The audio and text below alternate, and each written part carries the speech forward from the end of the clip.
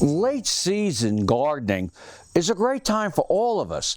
You know, it's not as hot as it is in the summer. It's kind of cool. And so there's certain plants that you can incorporate into your garden that are quite showy. One of my favorites, it's a naturalizing perennial, is the Japanese windflower, and I believe it has its name from, if you're lucky enough, you ever get those seed pods, they look like cotton candy that blows in the wind.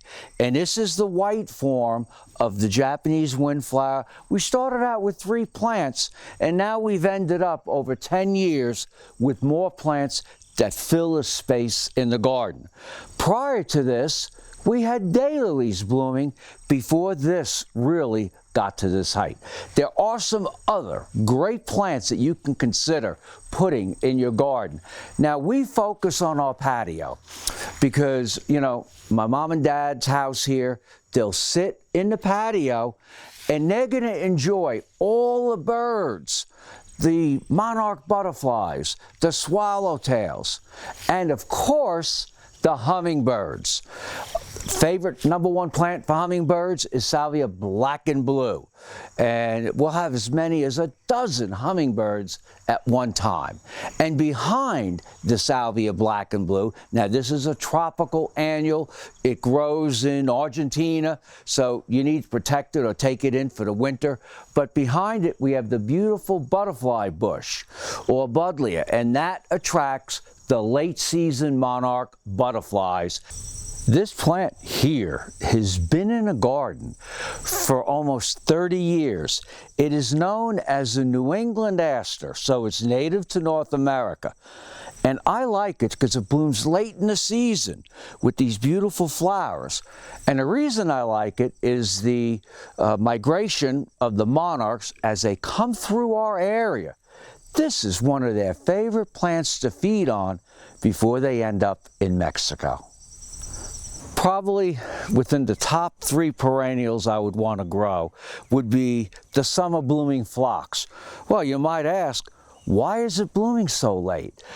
I sheared this back almost to the ground the middle of July, anytime from July 4th through the 2nd week in July.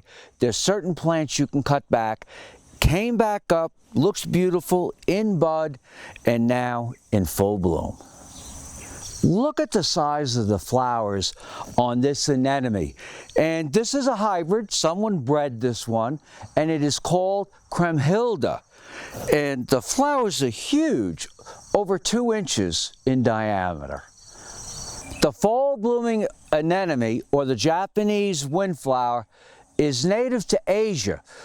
In Japan, it grows up in the mountains, all different sizes and heights.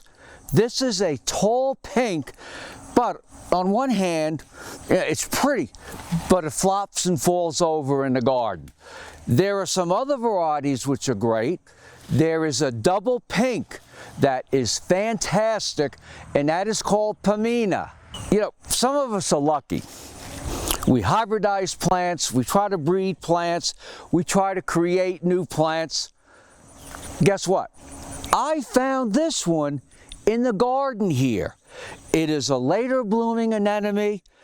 All the flowers face when the sun comes up. Beautiful pink. The maximum height is a little bit above my knee.